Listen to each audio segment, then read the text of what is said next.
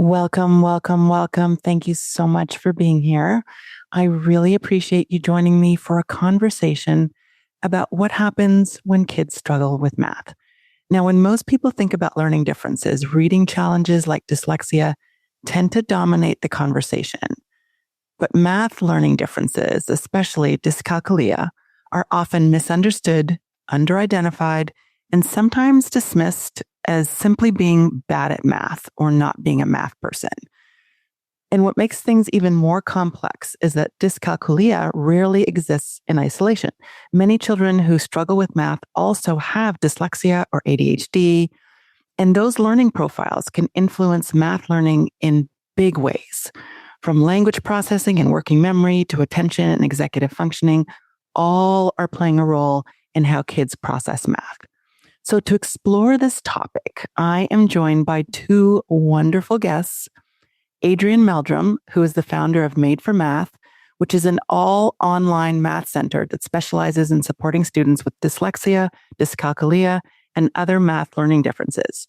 She is a certified multisensory math instructor and holds a master's degree from Bridges Graduate School of Cognitive Diversity. Also joining us is Heather Brand. Heather is a licensed educator with 20 years of experience with students from grades K through 12. She holds certificates as a multisensory math practitioner, K to algebra, and a reading interventionist. Now, both of my guests are deeply experienced in supporting students with math learning differences and bring extensive experience in helping families understand how learning profiles affect mathematical thinking. Together, they have helped countless students move from frustration and math anxiety to genuine confidence and understanding. Please join me in welcoming Adrianne and Heather to the podcast. Millions of kids struggle with learning, processing, and social emotional difficulties. These challenges interfere with their ability to reach their full potential. Dr. Karen Wilson is here to help. Her extensive background in pediatric neuropsychology and higher education have prepared her for this unique mission. Listen as she delivers content to inform, educate, and empower parents and educators. This will enable you to identify challenges that kids face and get them on the road to achieving their full potential. This is Diverse Thinking, Different Learning by Child Nexus. Heather and Adrianne, welcome to the podcast. Hey. We're so excited to be here. I'm so glad that you both are here as well. Adrianne, you have been on the podcast before, and it was such a great episode, really talking about math interventions. And I'm going to actually put a link to that episode in the show notes because it's such a great episode to kind of listen to with this one. And I was telling you before we logged on that I'm on your email list following all the work that you do. And you had been talking about the interaction between dyscalculia and dyslexia and dyscalculia and ADHD. And I thought, oh, that's such a great topic because I see it clinically all the time. And I'm so glad that you said yes to coming back and that you have Heather with you. So I'm, again, very grateful to you both for being here. Let's start with parents or listeners who may be hearing the term dyscalculia for the first time. Can you explain what that is and what that looks like in children who might be experiencing it? And then we'll go from there. Yeah. I'll explain a little bit and then I'll let Heather chime in her thoughts. But yes, I want to just, repeat back to you. We're seeing the same thing in our practice that we've got so many children with multiple diagnoses coming in. I just recently did a head count and almost half of our kids have 3 diagnoses going on at the same time. And there's a lot of myriad of reasons as why. And I know you can speak to this too, Karen. Some of it is that dyscalculia definition is not completely nailed down. The diagnostic criteria maybe bleeds into other parts. And so it makes it difficult for someone that's doing the diagnosing to just say, well, it's just dyscalculia, because there's a lot of pieces and parts of the brain that are involved with that computation and the organization skills. And so it's not uncommon for that to happen. And so I was hoping Heather could share more about the diagnostic side of dyscalculia and maybe why we see that blend and bleed into multiple diagnoses. Sure. And I think, too, another thing is because it's so acceptable culturally to be bad at math, we often find that this diagnosis comes late. You should have this diagnosis. So there just tends to be a lot of confusion. Kids who maybe don't need the diagnosis might get it. Kids who do need it don't get it until much later. The intervention comes late. But the original way of thinking about dyscalculia was more along the lines of specific learning difference. And so this might look like difficulty with rounding and place value and the basic fundamentals of math. And we still keep that as part of the definition, but there's some debate now about, is dyscalculia truly a specific learning difference? Or is it more domain general? Because it's pretty rare to have just this definition of dyscalculia. And even when we look at dyslexia, we find high percentages of kids with dyslexia have dyscalculia. It used to be part of the definition of dyslexia that there were some math difficulties as well. So it makes it so that for us as practitioners, when we get a diagnosis of dyscalculia or we're told that a child is suspected of having dyscalculia, we really have to tease out what is the root cause of these difficulties so that we can target it in the way that will help the student. Yeah, and that's so important because I think that's true when we do evaluations in our practices, it's really understanding where kids are struggling so that you know how to intervene, right? Because even when we think about math and we think about number sense, that intuitive understanding of quantity and magnitude, it's fragile and it impacts so many other aspects of the things that we do. And like you're saying, a lot of times parents and educators might not even notice some of those early signs. And that's why the work that you all do is so important. And sometimes they see the reading issues first, right? And because there's such an emphasis on learning to read, and when kids are struggling in that area, there's a hypervigilance in many cases about it and wanting to get kids the support. But like you're saying, 40% of students with dyslexia also struggle with math approximately, right? And so it's often the thing that we need to address both, right? It's never just reading that you have to address. It's usually reading and math or reading and attention and reading and something else. Yeah, absolutely. And one of the assessments that we really like, and I don't know, Karen, if you use it or not, but the Pfeiffer assessment of mathematics has these subtypes. And I know some people feel like, really, is it like that? But the way the diagnosing works, it's just giving you a score within each of those subtypes.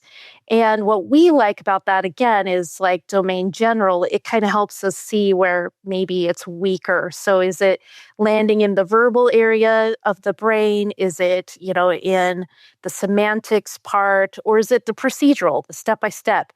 That kind of information is so helpful for us to really understand where the student's going to need more support. And Heather and I recently had, maybe it's been about 2 years. We know the reading rope is super popular, and we were like, the ropes that we've seen tried to create for mathematics was so complex. Like, it didn't need to be as complex as it was drawn out. And so we took that inspiration from the Pfeiffer assessment of mathematics and applied that to a rope for us. And these things, braid together to create strong mathematical skills. And when we can really work in those areas for the student using the appropriate hands-on approaches, we use what's called CRA, the concrete representational abstract. But then we're also taking into consideration, because does this kid have very good working memory skills? Can we make sure that we're taking that into consideration in our intervention so that we don't overload the brain to the point that they cannot computate in the way that we need them to? Right. And again, one of the things you really highlighted there was that when you think about the assessment that you mentioned, it's really helping to identify where kids are struggling with respect to math.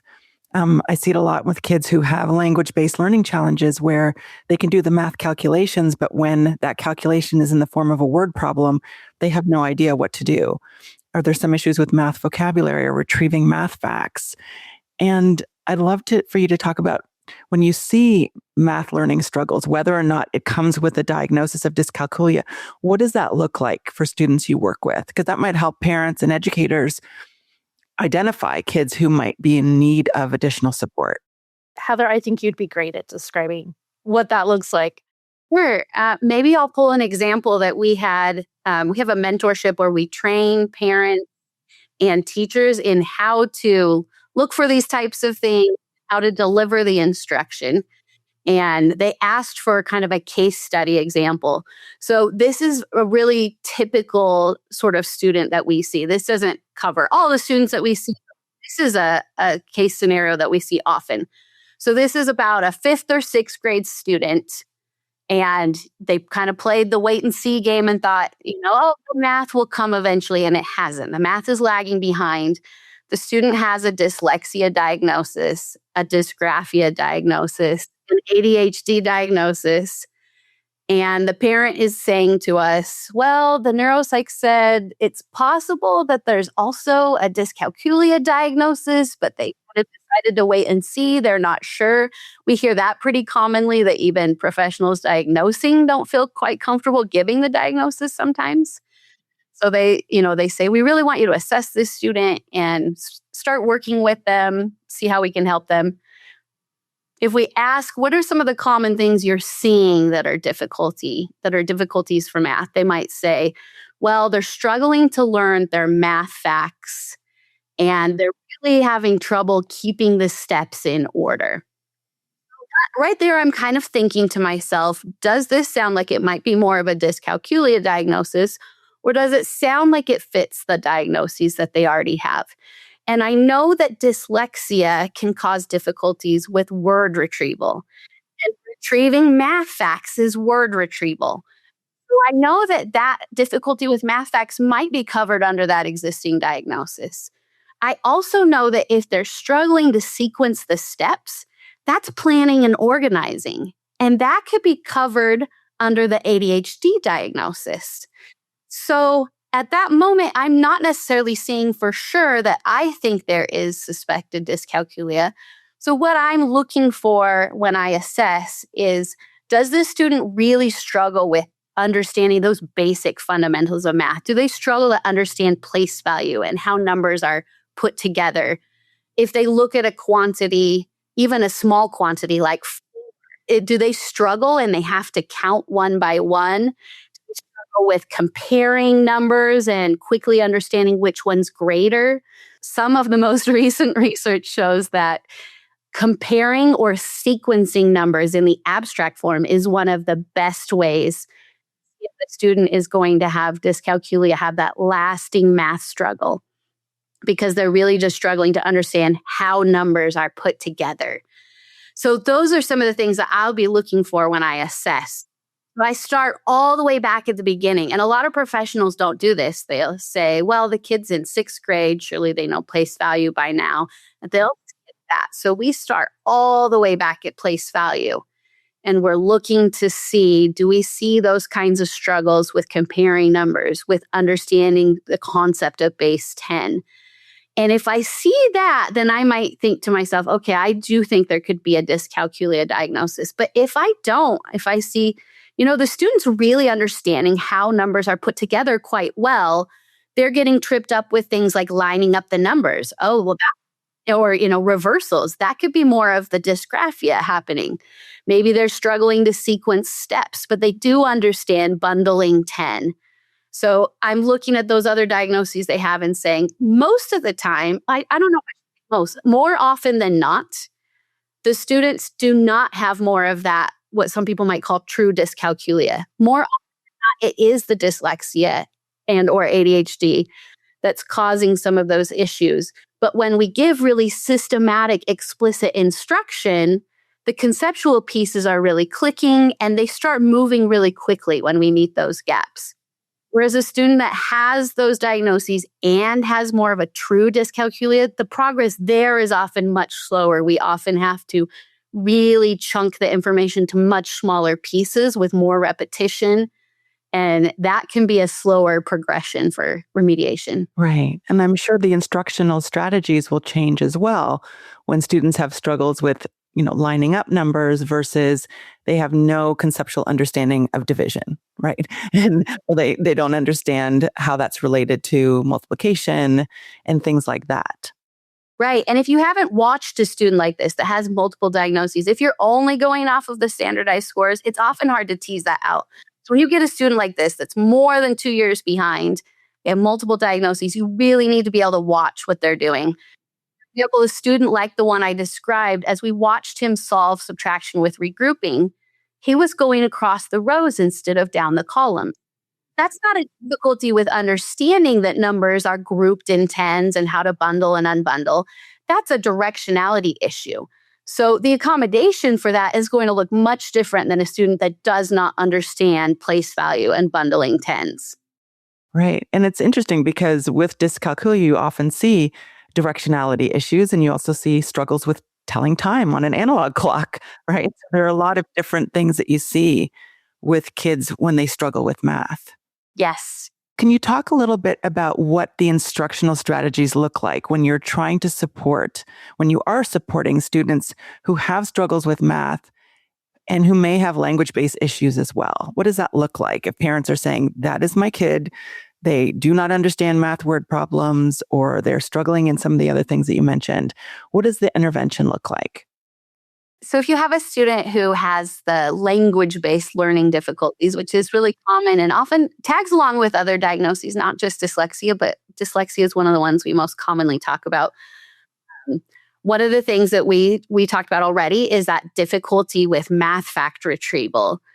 And so when we're targeting that math fact retrieval, it looks a little bit different than building the actual conceptual knowledge.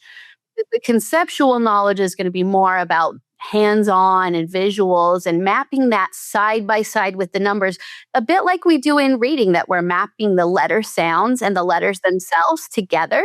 We need to do that in math and have that side by side, building the visuals, the numbers are there on the side, and eventually you can fade out the visuals.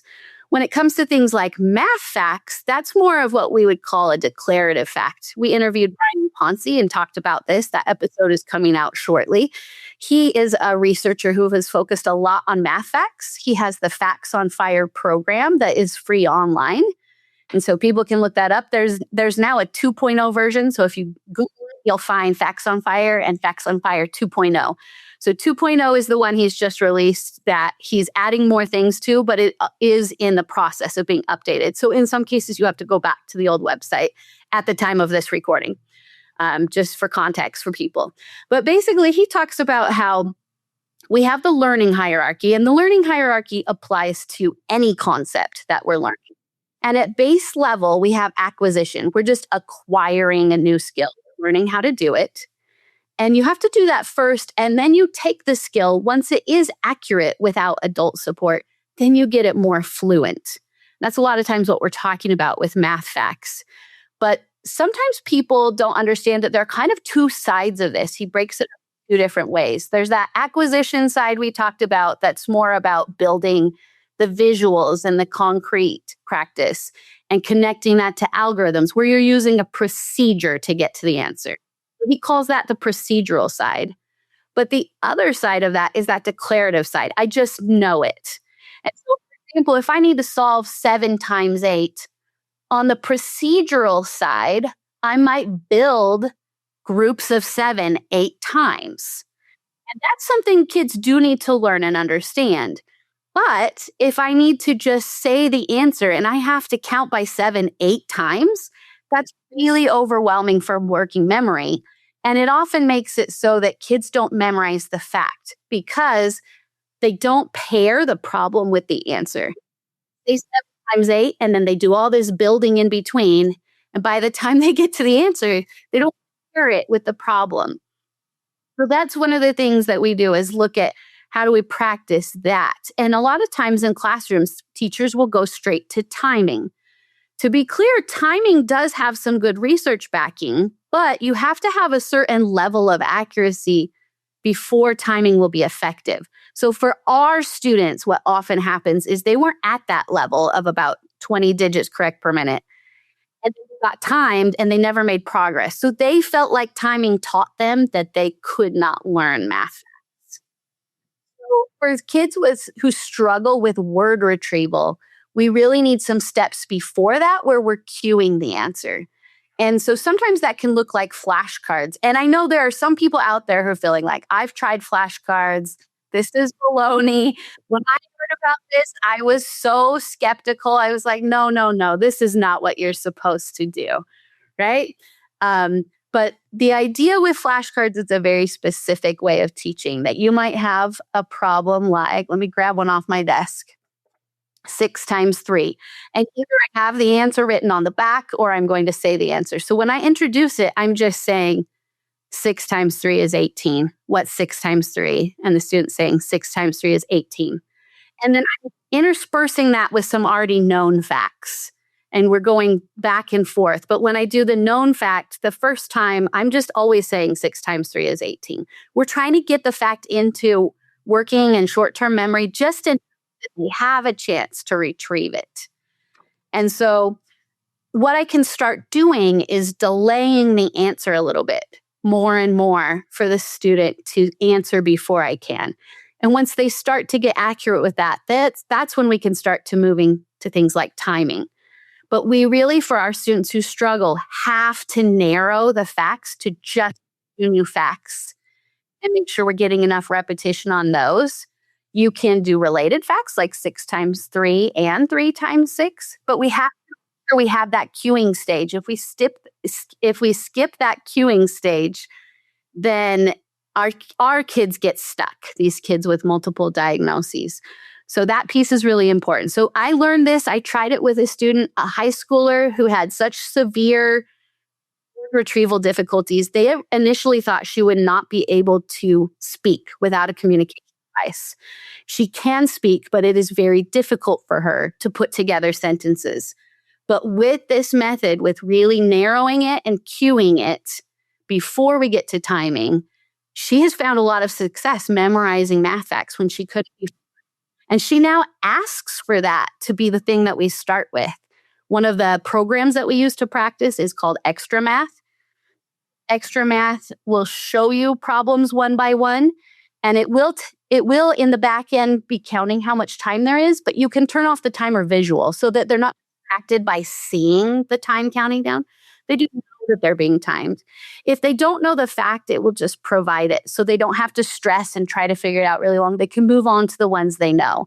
And then it gives a cute little visual that shows which facts are green and which ones you're working on. So we can pick 1 or 2 of the ones that are being worked on.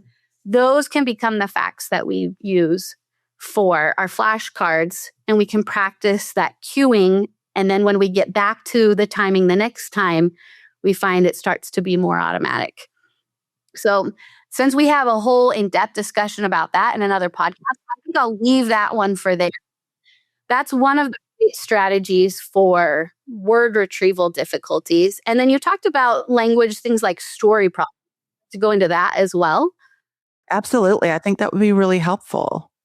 Okay, so for story problems or word problems, what we're looking at is we want to do schema-based learning. So instead of looking at a word problem, this is really common. People will look at a word problem, they'll circle the numbers, and the kid says, well, I've been learning about addition in class, so I'll just add the numbers. Right. And I'll get an answer. And it turns out that doesn't work, especially if one of the add-ins is missing. If you have 3 of something and you get some more, so kids see more, or they say, oh, I see more. That more always means add, right? Then it ended up with 9, and they say, well, what's the answer? Well, kids say 3 plus 9 is 12. And they think that's the answer. So that's not what we want. We don't want to tie one word to an operation. Instead, we're looking at what's called schemas. That's kind of the big idea of what's happening here. And in general, we're looking at either the additive types of things, parts that we're putting together for a total, or we might be separating a total into parts. Or we're looking at something more multiplicative where we have repeating amounts. And so I find we can first break that down and say, let's read the story sentence by sentence, stop at the period, think about what's happening in each sentence. We might highlight some words because we're trying to limit the load on working memory, but we're not highlighting again to tie one word to one operation because that usually doesn't work. Sarah Powell's done some great research on that where less than half of the time that worked. And then when you get to multi-step, it works even less. So we don't want to do that.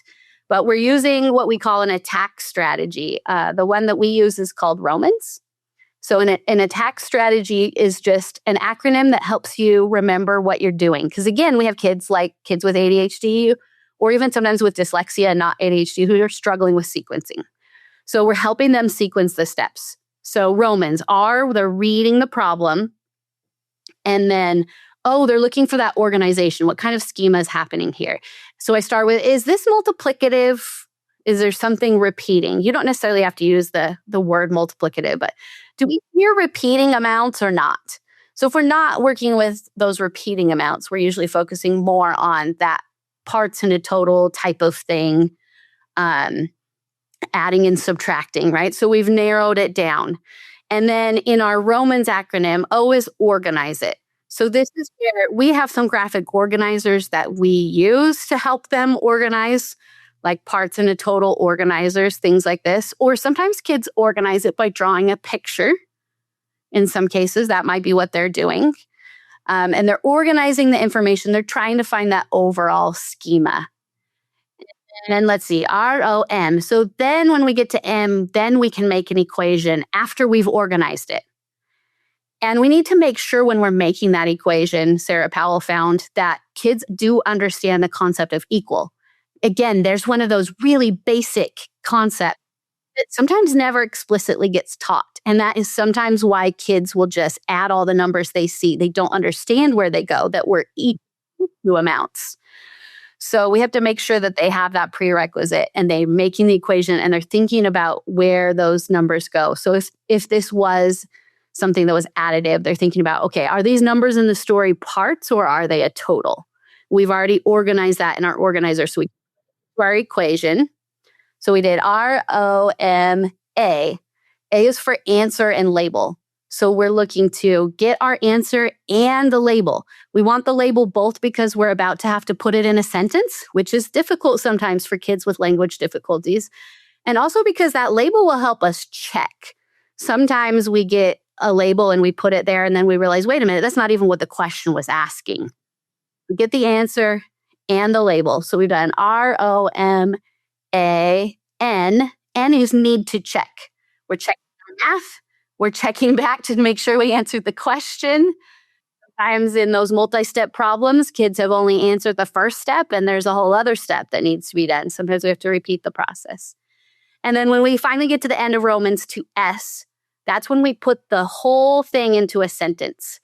And we have to link back to what we've learned in language arts. A sentence has two parts. It has a who or a what, and it has a what's happening. So we break that down for kids. Who or what is the question about? Back to the question and see, it's about Sally. What's happening? Sally has, and we make sure that our answer gets into the question. But what's happening is usually a verb, and we can look in the question for the verb. We don't have to try to just retrieve this out of our head. That's overwhelming for kids. We can look at the question to find the verb. We may have to change the verb form to fit it into our sentence. We put our answer in. So that having that framework of Romans or some kind of attack strategy just really helps kids break it down. When you hear me describe it, you realize why it's hard for kids, because that's a lot of steps. And kids, as young as first or second grade, who maybe can't even read yet, are trying to keep track of that many steps. They can't read the problem yet sometimes. They're trying to think through the math. It's a lot. So no wonder kids really can struggle with those word problems. Absolutely. And I love the way that strategies that you're describing reduce the working memory load, because when ADHD enters the picture, we're often dealing with a different set of cognitive demands, because math is one of those executive function heavy subjects for children. Holding those numbers in mind, planning to solve multiple step problems like you've described, paying attention without losing your place, that cognitive flexibility to switch strategies when adding all the numbers is not working. When ADHD is in the picture, how does that change the way your students experience math learning? I think we both can speak to that since we both have children with ADHD who need support in mathematics, but also other subjects. In fact, this morning I was bemoaning to Heather and another team member that sometimes I wish textbooks would come back, because for my child, being on a Chrome notebook, he's looking at all of his work. No one has textbooks anymore. And I know the load that happens from looking at the problem on a screen, then putting it down on a piece of paper, rewriting that problem. And then there's a lot of errors that can happen, even just in that moment. And so when we're working with kids, we try to limit as many switching of screens as we can. We're writing right on the screen, because you'd be shocked how quickly you can lose that attention from one screen to the next. I was coaching a team member who said, gosh, I'm really struggling with this student's attention issues. And I went and I watched her session and I said, it's simple. You are changing screens so frequently with her, it's almost too fast. And in a few seconds that you're going to grab another tab, she's gone. She left mentally, and you need to prep differently. Go get that problem or whatever you were looking for in another tab and bring it into this page so that she is locked in the entire time. It makes a huge difference because it's shocking how quickly your attention can get lost going through tabs, going through navigations in the sidebar. So even for kids with fairly decent executive function, you can forget quickly, oh, what was I doing? Where was I going, right? And so when you have a kid with executive function issues, that just amplifies the experience. So what we do in-house is, yes, a lot of graphic organizers. We do one problem on a page at a time. Our font is huge. Our workspace is huge. These kids need lots of space to write. And even with the graphic organizers, it's not uncommon to see grid paper to help them line up the columns. And then we'll use a lot of rhythm in our language to help them grasp onto that to support their memory. And one of my favorites is we use what's called buttons. So long division has so many steps, and these kiddos need support in that. So we have buttons going down the side of the paper that goes through each of those steps so that they can use their non-dominant hand to point and touch as they're doing the problem. And they start to find they don't need it as much, but also they do it so often that when they're at school, they can transfer that onto their paper. And now they just supported their memory during a high stakes test for them. So those are just a few of the things, but I know Heather's got a whole lot more that she could talk about too. And I didn't want to take all the examples. So Heather, I'll let you chat about it. I thought that was a really good example. Yeah. My own daughter has been in advanced math classes, so she's capable of high level math, but the ADHD does get in the way. And we were often bumping into things like you mentioned, where the instructions for what to do were in the notebook. And in Canvas, it would say something else. Sometimes the problems didn't match in two places, so we couldn't figure out what problems to do. So the textbook was online in one spot. Then we had to go to Canvas to get directions. Then we had to go to a different textbook with tiny font and many problems. As we're transferring them, all you need is one digit to get transferred wrong, and then the problem is coming out wrong. Then we can't tell, did she not understand the math or was it a transposition error? So then we have to do the whole problem again. And it's just like, wow, it's just so many places where the attention can get lost. We won't know if she has the right answer till she gets to class in 2 days. So you really need to limit the switching and focus on one thing and have some frequent feedback so that when you get the answer, you get that feedback to know if you're doing it the right way, if you should keep going on that same path. Mhm. Right. Yeah. And this is where the instruction and the strategies that you're using, as well as the environment, can make a big difference for students who have ADHD who are also struggling with math. And when you address both of those things, when you're delivering an intervention that is targeting where kids are struggling, and you are changing the environment and giving kids the tools that they need to be successful, it also alleviates a lot of the math anxiety we see in kids who struggle with math, because math anxiety can further interfere with learning. I think we've already had a conversation about students looking at the problem and just getting overwhelmed. And all of that anxiety interferes with the ability to engage in the processes necessary to solve that problem in the first place, because the brain essentially goes into threat mode. It's like, oh, I can't do that. That's too much. And they shut down. Yep, exactly. Yeah, and one of our mantras that we have embraced as a team is cut the clutter as much as possible. So we cut the clutter in our language, in any visual that we make. We really resist the urge to make things cute, like anything that really can distract. And some of my favorite classrooms are actually the ones with really boring walls, because it's a less stimulating environment for these students. And I know the temptation is to make it cute and make it novel and change it every year or every once in a while change this, that, and the other. But really cutting the clutter in these areas really protects the students' working memory and can help create more space for them. And another piece that we really harp on is those near point references. That's having your own little note of how you're going to do something. And I use this as an adult all the time. And I think it's something we forget that kids need it too, right? Before we joined on this call, I said, oh, I better make myself a note so I remember, because recording a podcast can be a little more anxiety provoking, right? It's a little daunting, when you're newer to doing podcasts. And I know I need to support my memory. And we take that for granted as adults. And these kids need those same kinds of supports. And so in our sessions, kids are learning how to do this. And it's not uncommon for us to hear back from parents that, well, yes, math is getting better, but also so are all the other subjects. My kids walking around happier, they understand their brain more, and they're just overall more confident. And I think that's probably one of the most encouraging things that I see in the work that I do, how dramatically things can change when instruction matches a child's learning profile. And you've got individuals who are providing the support for a child who know what they're doing, right?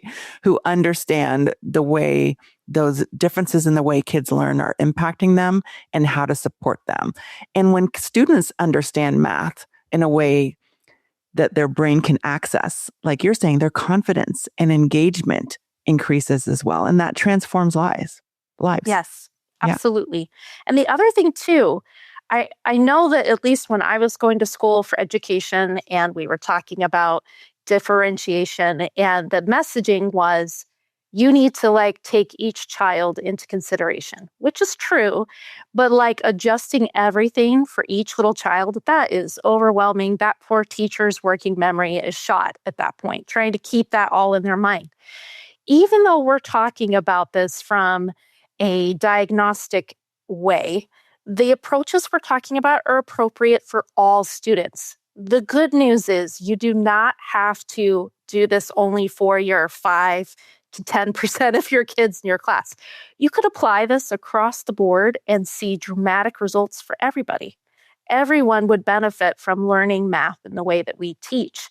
And I've got a child who's older, and he actually edits our podcasts. And recently he messaged me and he said, so when are you guys going to teach all subjects? Because you guys are amazing. And every time I watch an episode, as I'm editing things, I say to myself, gosh, I wish I would have known that when I was younger. And this is a kid who doesn't have any diagnoses, and he's wishing he could have been taught in the same way. So there's a lot of relief in knowing that, yes, you can tailor things for these kids, but you can do it and apply it broadly and just make your life easier and your students' life easier. Right. Amazing. I love the work you do. And I know that individuals listening to this podcast are going to want to know, how do I get in touch with them? They want to know more about your work, how to access resources to support kids who are struggling with learning, particularly in the area of math. What is the best way for them to connect with you? The best way, I would say, to be able to see broadly things that we've got to offer would be to go to madeformath.com/learn. And you'll see broadly some options there about how we work one-to-one with students, but also how we help support teachers and educators who are doing this work.